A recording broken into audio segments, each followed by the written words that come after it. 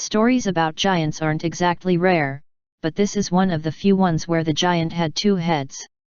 The Fortean world is the epicenter of the world's the strangest stories, most of them starting out as sideshow attractions. The notorious politician and showman P.T. Barnum contributed much to this charade, since he was renowned for his skills in taxidermy. His famous creations were known as gaffs, the result of rogue taxidermy, offering the world creatures straight out of legends and fiction, shaped by patching together the preserved corpses of various animals emerging into what he would name as the jackalope, dragons, chimeras, or even unicorns. But from the hands of gaff collectors around the world came to be what we consider as probably the only real and also most intriguing attractions of all fakes, Kap Dwa, the two-headed Patagonian giant.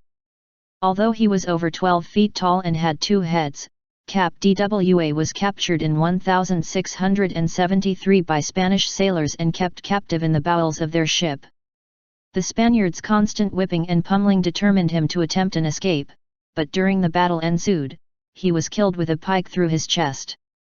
The following events are not clear, but his mummified remains were finally brought to England in the 19th century, where they passed from the Edwardian horror circuit to various freak show attractions, ending up at Weston's Burnbeck Pier in 1914. After being displayed the next 45 years in North Somerset, England, old Kap Dwa was acquired by Thomas Howard in 1959, and following a few more handoffs he ultimately ended up in Baltimore. Nowadays, he can still be found among the collection of oddities at Bob's Sideshow at the Antique Man Limited in Baltimore, owned by Robert Gerber and his wife. Gerber provides a somewhat different past of the giant, although the ending is still the same tragic event. The corpse of the unique Homo giganticus was found on a beach, with a spear protruding from his chest, and nothing is certain about his assailant. His body was later mummified and even worshipped by some locals in Paraguay that formed some kind of religion based on his remnants. The unbelievable rumors about Kap Dwa reached Capt. George Bickle of the English Clipper Olive Branch out of Plymouth, leading to Bickle claiming the giant's remains, but that was no easy task. According to Gerber, Kap Dwa was then taken to England, ending up in the Blackpool Museum where he remained for the next several years.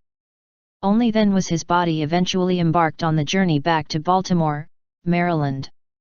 The tallest man officially recorded was Robert Wadlow, 1918 to 1940, measuring 8 feet 11 inches tall, and skeptics consider it highly unlikely for Kap Dwa to be real, although it is physically possible for a man to reach the legendary giant's size. As for his two heads, if he really did have two heads originally, conjoined twins are not exactly uncommon, especially in those days. Those who have seen the encased giant up close claim that no seams or stitching are visible and the only piece of string was that of his loin cloth, concluding that no rogue taxidermy had been performed on the unusual exhibit. The conflicting stories may simply be the product of the natural promotion of such an oddity over so many years of sideshow display. However unusual, Kap Dwa wasn't the only giant to come up in anecdotes from the 17th century.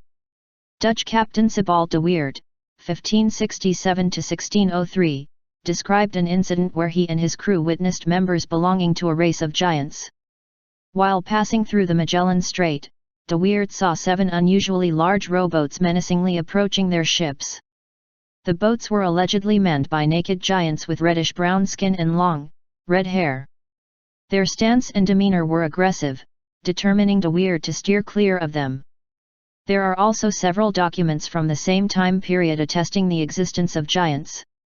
One such writing is the Codex Rios, also known as Codex Vatican A. This manuscript is the 16th century Italian translation of an older document written during the Spanish colonial era.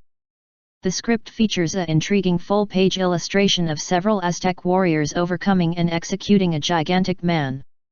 Annotations provide the giant's name Quinametzin, which translates to one of the old ones.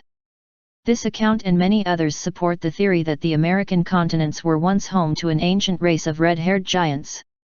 Legend has it that the giants came from a distant island by crossing the ocean on rafts when a cataclysm destroyed their homeland.